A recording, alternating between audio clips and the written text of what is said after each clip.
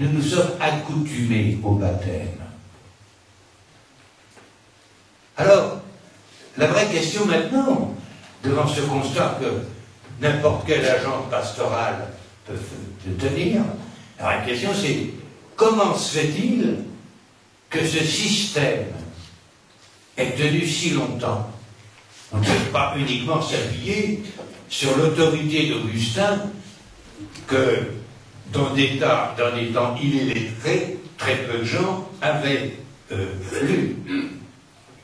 Il y a autre chose qui a soutenu le système chrétien jusqu'à aujourd'hui, c'est le sens du sacré. Rappelez-vous, et les mots d'une importance, qu'on sacrait les rois et on sacrait les évêques. Et le rapprochement n'est pas innocent. Et à partir de la réforme grégorienne, c'est-à-dire de Grégoire VII, élu pape en 1073, à partir de cette réforme, l'Église s'est pensée comme une société sainte et hiérarchique. C'est la théologie que j'ai eue, à quelques pas d'ici. Et c'est celle qui a prévalu dans l'Église catholique jusqu'à Vatican II. Et il n'est pas sûr que nous ne soyons pas en train d'y retourner. Or, pesez chacun des mots. Pesez chacun des mots une société. Cela veut dire que la réalité est divisée en deux clans. Vous aviez la société profane, ordinaire, puis de l'autre côté la société sainte. Vous aviez, prenez une ville comme Limoges, deux collines. La colline de l'évêque, c'était la société sainte, et la colline du vicomte, c'était la société profane. Et pendant 3 siècles, les deux collines se sont fait la guerre. Alors ne soyez pas surpris, c'est la Révolution française, on a déraciné, je dis bien déraciné, les fondations de l'église Saint-Martial. Et que Limoges connaît une élection, et un maire de gauche, assez généralement, peu porté vers la religion. On a vécu là-dedans. Or, cette société-là, elle était hiérarchique. On y reviendra. C'est-à-dire qu'il y avait deux catégories qui copiaient dans l'Église le système féodal. Comme on copiait dans l'Église la territorialité féodale. Beaucoup de paroisses sont fondamentalement des fiefs, à telle enseigne que le curé cultive sa paroisse comme son frère cultive sa métairie.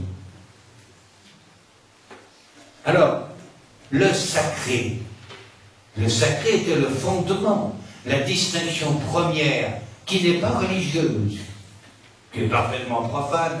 Quand vous chantez la Marseillaise, vous chantez l'amour sacré de la patrie, conduit soutien mon brave vengeur, liberté, liberté chérie, vous savez. Bon, donc la sacralité n'est pas religieuse. Mais la distinction sacrée-profane était admise par l'ensemble de la population. Or, aujourd'hui, nous sommes dans une époque de sécularisation. Il y aurait beaucoup à dire sur la sécularisation.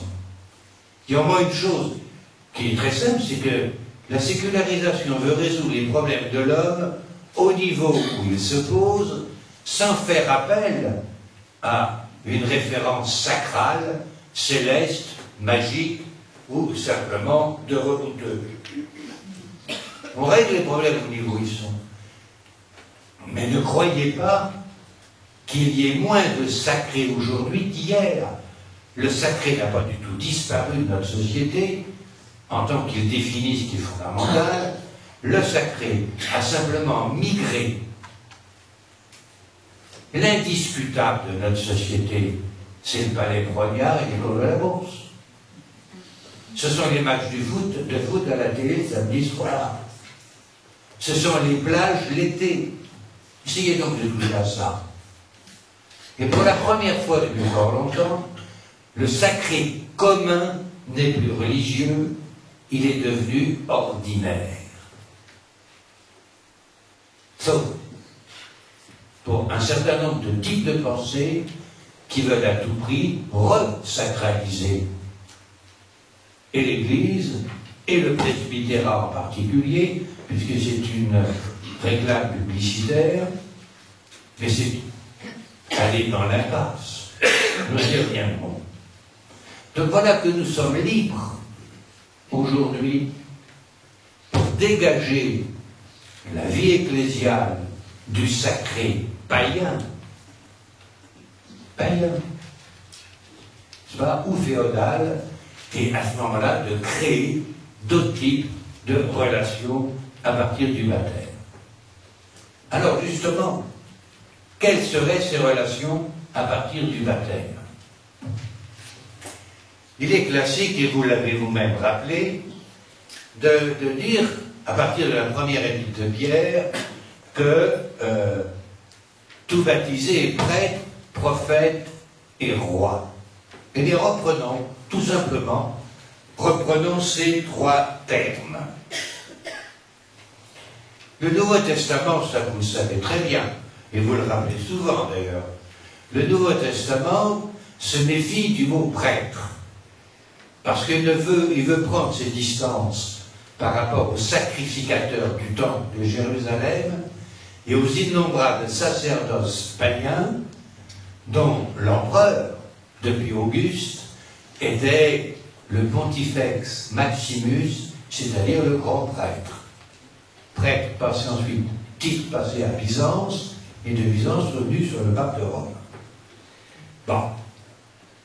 Or, il a fallu attendre Vatican II pour que une réflexion sur le peuple de Dieu soit placée avant un exposé sur la hiérarchie. Ce qui fait, de ce fait, que le baptême devient ce qui est premier, fondamental, ce qui nous fait chrétiens.